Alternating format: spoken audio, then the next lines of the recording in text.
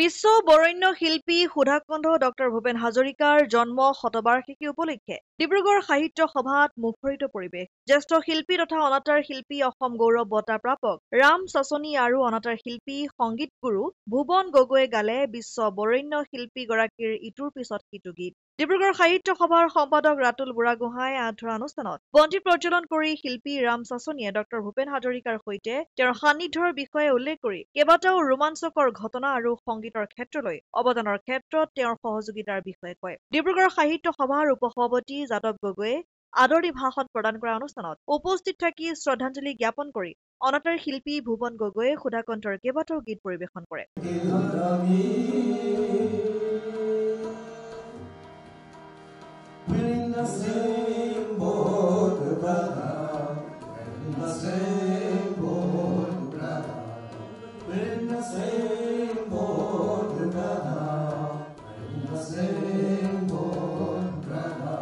আনহাতে অনুষ্ঠানৰ আৰম্ভণিতে ডিব্ৰুগড়ৰ লগতে অসমৰ এগৰাকী চিৰপৰিচিত সদ্যপ্ৰয়াত অনাতাঁৰ শিল্পী বিপুল ফুকনৰ আত্মাৰ সদ্গতি কামনা কৰি 1 মিনিট সময় মৌন প্ৰাৰ্থনা কৰা হয়। অনুষ্ঠানত যুৱ সমাজকৰ্মী পৰাগ দত্ত, যুৱ সাংবাদিক মুক্তামণি হাজৰিকা, হিৰণ্য বৰা, শিল্পী ৰাহুল গগৈ, ভুৱনজ্যোতি বৰুৱাকে প্ৰমুখ্য কৰি ডিব্ৰুগড় সাহিত্য সভাৰ বিষয়ববীয়া আৰু অন্যান্য শুভাকাংক্ষীসকল উপস্থিত থাকে।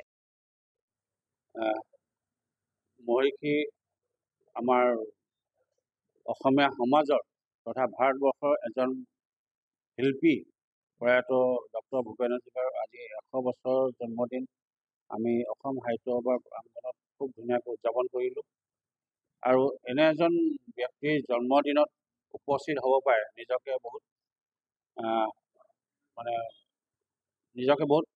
আনন্দ গৌৰৱ অনুভৱ কৰিছোঁ। কিয়নো এই মহান শিল্পীজনে আমাৰ অসমৰ যি সংস্কৃতি, অসমৰ যি ভাষা সংস্কৃতি ভাৰতৰ বিশ্ব দৰবাৰত প্ৰতিষ্ঠা কৰিলে আৰু তেওঁৰ যোগেদি আমাৰ অসমীয়া মানুহৰ যি পৰিচয় পুনৰবাৰ উজ্জীৱিত হ'ল। সেইবাবে এই মহান শিল্পীজনক আজি পবিত্ৰ দিনটোত তেওঁৰ জন্মদিনত তেওঁক এবাৰ স্মৰণ কৰিলোঁ।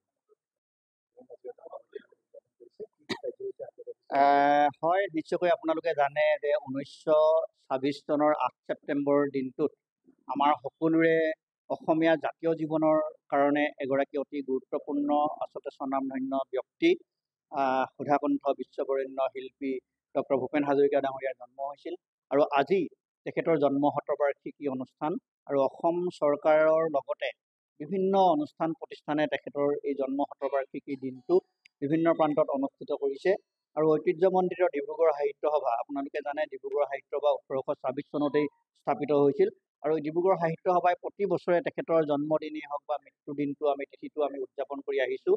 আৰু আজি যিহেতু জন্ম শতবাৰ্ষিকী অনুষ্ঠান আৰু এই জন্ম শতবাৰ্ষিকী অনুষ্ঠান উপলক্ষে পোৱাৰ ভাগত আপোনালোকে দেখিছে যে এগৰাকী ৰাজ্যখনৰ বিশিষ্ট এগৰাকী শিল্পী অনাতাঁৰ শিল্পী ৰাম চাচনি ডাঙৰীয়া, অসম গৌৰৱ বঁটা প্ৰাপক আচলতে ৰাম চাচনি ডাঙৰীয়াই বন্তি প্ৰজ্বলনৰ লগতে বিশিষ্ট অনাতাঁৰ শিল্পী আৰু সংগীত গুৰু ভুৱন গগৈ ডাঙৰীয়া উপস্থিত আছিল। আৰু লগতে ডিব্ৰুগড় সাহিত্য সভাৰ শ্ৰদ্ধাৰ উপসভাপতিকে প্ৰমুখ্য কৰি বিভিন্ন বিষয়ববীয়াৰ লগতে আমাৰ কেইবাগৰাকীও বিশিষ্ট ব্যক্তি পৰাগ দত্ত ডাঙৰীয়াকে প্ৰমুখ্য কৰি বিশিষ্ট ব্যক্তি উপস্থিত থাকে।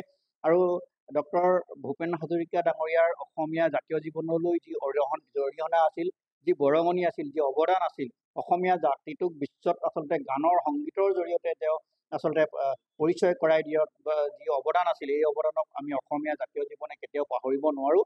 গতিকে আজিৰ দিনটো আমি তেখেতৰ দিন হিচাপে আমি উদযাপন কৰিছোঁ। লগতে ডিব্ৰুগড়বাসীৰ বাবে এটা দুখৰ দিন, কালি সংগীতৰ ক্ষেত্ৰখনৰ কাৰণে এটা দুখৰ দিন।